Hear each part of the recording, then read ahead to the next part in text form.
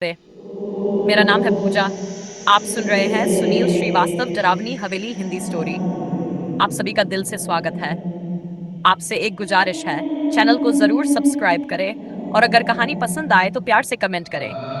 बस एक बात ध्यान रखिएगा, कोई भी भटकाने वाला या गलत कमेंट मत करिए। ये कहानी डर से भरी है और दिल से लिखी गई है। अब सुनिए मेरी जिंदगी की वो रात, जिसे आज भी सोचती हूँ तो मेरी रूह कांप जाती है। उस दिन मौसम बहुत अजीब था। ना गर्मी थी, ना ठंड, लेकिन दिल भारी था। कुछ तो था जो बेचैन कर रहा था। शाम होते होते ऐसा लगने लगा जैसे कोई मुझे पुकार रहा हो, बहुत धीमे, बहुत अंदर तक गूंजती हुई आवाज में। मैं चुपचाप घर से निकल गई, बिना कुछ सोचे।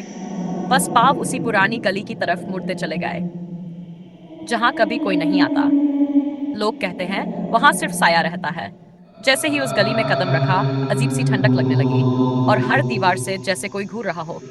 दोनों तरफ टूटे फूटे मकान, लेकिन एक जगह रोशनी थी। 5 मोमबत्तियां जल रही थी एक मटके में। कोई इंसान नहीं, बस वो जलती हुई लौ।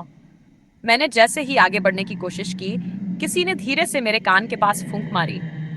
मेरी रूह सिहर गई। पीछे मुड़कर देखा, कोई नहीं था, लेकिन मेरे पैरों के पास मिट्टी पर पानी के गीले निशान बन रहे थे, जैसे कोई अदृश्य औरत मेरे साथ साथ चल रही हो। मैं डर के मारे थम गई, और तभी सामने की दीवार से आवाज आई। अब आई है, पूजा अब वापस नहीं जाएगी। मैंने कांपती आवाज में कहा, कौन हो तुम? फिर अचानक हवेली का दरवाजा अपने आप खुला, और वहां खड़ी थी एक औरत, जिसके बाल बिखरे थे, चेहरा राख से काला था, लेकिन आंखें आग जैसी जल रही थी।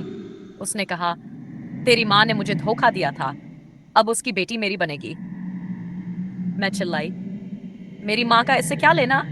वो बोली, तेरी नसों में वही खून है, अब तुझे भी वही आग मिलेगी। वो मेरी तरफ बढ़ी। उसकी परछाई लहरों की तरह मेरे ऊपर मंडराने लगी। मैं जमीन पर गिर पड़ी, और फिर सब काला हो गया। जब होश आया तो मैं अपने कमरे में थी, लेकिन तकिए के पास वही गीले पैरों के निशान थे, और मेरे कान में कोई फुसफुसा रहा था, हर अमावस को तुझे आना होगा, पूजा। आज भी जब अमावस की रात होती है, मैं बिना अपनी मर्जी के उसी गली में पहुंच जाती हूँ। अगर आपको मेरी कहानी सुनकर डर लगा हो, तो बस दिल से एक कमेंट जरूर करिएगा। चैनल को सब्सक्राइब करें और गलत कमेंट मत करें, क्योंकि ये सिर्फ कहानी नहीं, मेरे साथ बीती हकीकत है।